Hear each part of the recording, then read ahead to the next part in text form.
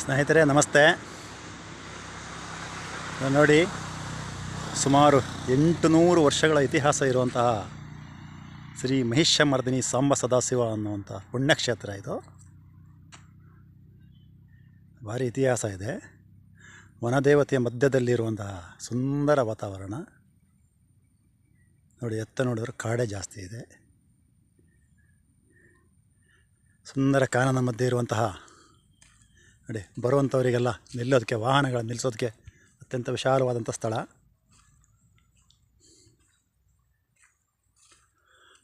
ಸಾಂಬ ಸದಾಶಿವ ಮಹಿಷಮರ್ದಿನಿ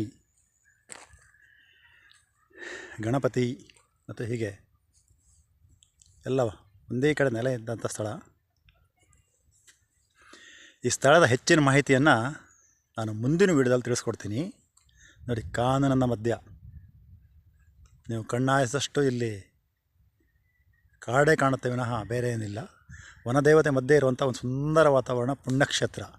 ಬೇಡಿ ಬಂದ ಭಕ್ತರಿಗೆ ಬರೀ ಕೈಯಲ್ಲಿ ಕಳಿಸಿದ್ದು ದಾಖಲೆ ಇಲ್ಲಿಲ್ಲ ಅಂತ ಕಾಣುತ್ತೆ. ಈ ಕ್ಷೇತ್ರ ಇರೋದು ಎಲ್ಲಿ ಅಂತ ಹೇಳಿ ನಿಮಗೆ ಮುಂದಿನ ವೀಡಿಯೋದಲ್ಲಿ ತಿಳಿಸ್ಕೊಡ್ತೀನಿ. ಚಾನಲ್ನ ಸಬ್ಸ್ಕ್ರೈಬ್ ಮಾಡಿ, ಲೈಕ್ ಮಾಡಿ, ಶೇರ್ ಮಾಡಿ.